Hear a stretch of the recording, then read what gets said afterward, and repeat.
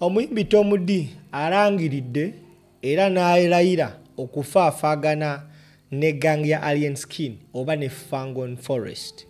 Oli kuva Strange 256 nkusaba nyamba tambuza video eno subscribinga atobere ng'omanya more about different stories in the entertainment industry. Alien Skin just a few days ago kigambibwa mbu yasalawo n'avaayo mu kwekweka kwe yalimu n'agenda eri ab'ebyokwerinda because baali bamunoonya okubanga abaako ne bya answeringa ku musango ogugambibwa nti benyigira omusango gwa mada. Alien Skin olwateereddwa poliisi ng'amaze okukola statement yakoze video n'agiteeka ku mitimbagano gye egya social media ng'ayo yakoze list y'abantu ababadde bamujjongera wabadde nga yeekwese wansi w'ekitanda. Mu bano yaneminza abantu bangi omwabadde Chicken Sheila Price omwabadde Eddie Goodlife wabula n'ateekamu ne Tom D. Alien Skin we baamukwata oba bwe yabula we baamunoonyeza Tom D omu ku bantu abaava nga bajustifyinga nti Alien Skin ne ganga ye basusizza nnyo okukola effujjo ku bantu era n'agamba nti ye nga ye eyali alowooza nti kyaliwe baamulumbako lumu ne bamukuba ne bakuba ne mukazi we. Now Alien Skin olwavuddeyo n'ateeka ne Tom D ku list. Tom D olunaku olwaleero avuddeyo n'ategeeza eggwanga nti Alien Skin ke wantadde ku list kati oluggulidde ku pata naye agenda kubanga afaafagana naye agenda afaafagana naye si mu bikonde wabula mu ndongo. Era yo twogerera essaawa zino ali mu studio ali mu kubanga akola luyimba ku Alien Skin. Kyemmanyi buli omu alinza okulya oluyimba lufaanana lutya oba luwulikika lutya. Oli kuva Strange 256 njagala owuliriza ebigambo Tom D byayogedde oba byaweereza Alien Skin ng'obubaka obw'okumulabula nti get ready for what is coming because it is going to be like hot magma. Uliriza katukomewo tovaawo. Nabibaawo abbe segere naye nga just mbadde nze bagamba nti tewali taata asobola loga mutabani we okujjako nga byanfuna bye biba bireese obuzibu. Manye ebyenfuna byagenda wala ate ne taata tasobola va mu bbanga n'anyiiga omutabani ng'akoze ensobi emu. Kibasitegeeza taata alina okuba nga yanyiiga dda osegeera alina obbanga yanyiiga dda anfuna ako nako mukatunulamu nga naye taata nanyiigira omutabani olwakasobyo kamu. Taata alina obba nga yanyiiga dda. Kiki nabagamba ne mbaga abasajja baali batunyiigira dda osegeere kati luyo batadde ku list naye nga taata olugootya mutabani wo.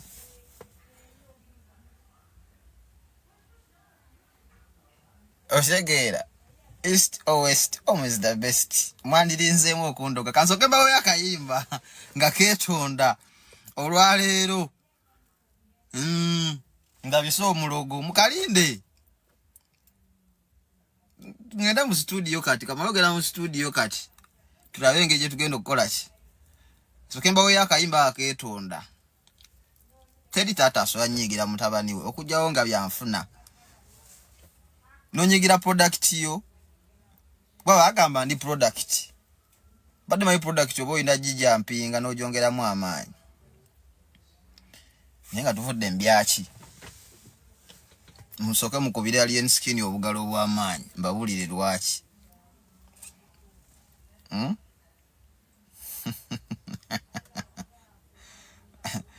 Musoke mukubire obugalo akati ekiriwo kiriwo ekiti yampadde ate yagamba abagala ebitambula muno erippeko kakati ngenda mu erippako siwe kiri lwakuba ate batugamba abagala ebitambula mu twerippeko ate kati we tuberippako banyiiga lwaki banyiiga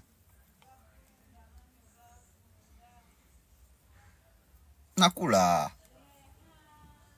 temufaayo temweralikira mwenna you'll never get disappointed in me okuva nakula you'll never get disappointed in me yampaddemu oshegeera era taata Alien Skin owekitiibwa buno obubaka bukutuukeko webale kumpaamu benzani papa wangu okunjogerako n'agamba nange antaddemu mu lisiti nzani kati sigenda kuswaza ngenda kukuba endongo obere proud father olabye otya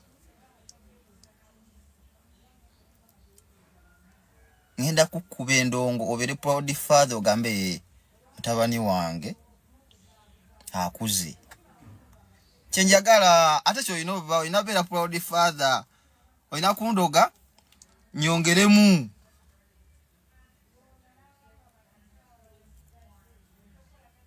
be a proud dad washo nyiga tolina nyiga kati kuba nsikulabako mu mbeera eyo ng'onyigidde bw'otyo era kukuba endongo ogenda beera proud dad you're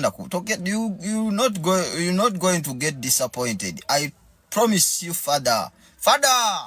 Yo, here is your product. Ngayo mugamba tosanyigira product yo gosologa product yo yabadampa kasanyalaze Alien Skin mugezi yabadampa kasanyalaze yaga kachitomu kamalo muteekayo nanteekayo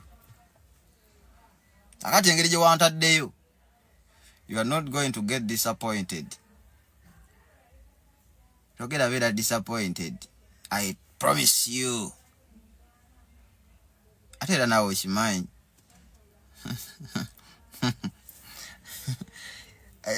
Kanya kayongeza yagamye ndikayongeza kashi.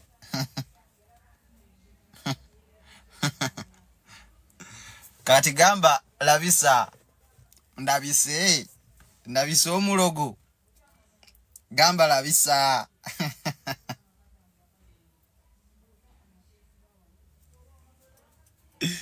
Alien Skin yantaddeyo sijwama yagamba bagale bitambula muno erijje konze nyina homework we mungi musomedde banga ati buli kimungi manyi tayogera kugwata yagala ati anjagala akimanyi Tom musajja wange naye akimanyi aga Tom musajja wange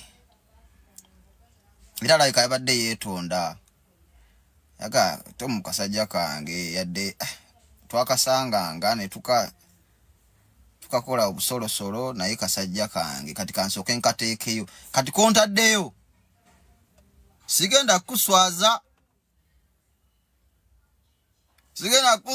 champion yo nona enzo baze mujagazashi baze mundeka kubanga I'm a free soul. Estemvuga. Echange change. Ekisayi change tekiba change. Osegeera. Wembaddewo. Gamba labisa omulogo. Tugende maaso. Alien Skin. Muno baka mbuwe. Alien Skin. Simye nyowe wale kunteekayo sigenda kuswaza wanjogeddeko fada my inspiration ati ngenda kula konti nkuze sigenda kuswaza ngenda kukuba ekibali ogambe kasajja kange kakuze wandiko ogambe nti labisa omulogo tugende maaso yantaddeyo ate abajongera nga badde bangi oyimba ndu bawesa mmeka agenda siima nze mumanya asiima waba ayagala embali agenda siima ageraga kituufu musajja kange kasajja kange kakuze kati Sajja kati kavuddemu omusajja kasovayo ne koogera kasovayo ne kayimba. Webale taata siimye enfukamire. Webale kunteekayo kwantaddeyo sigenda kuswaza.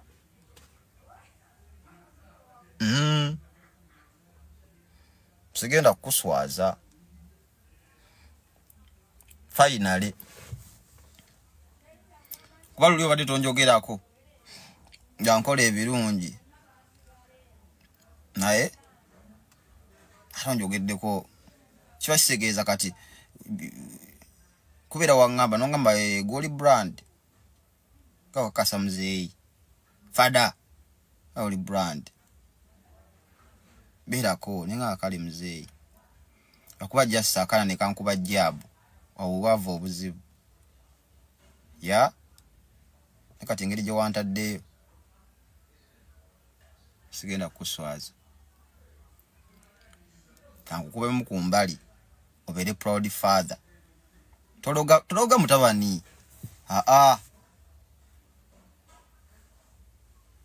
kifaananyi ndi mu kikyo nga bwe bagamba tewetaga nyiiga fada dot nze siri mujjonkezi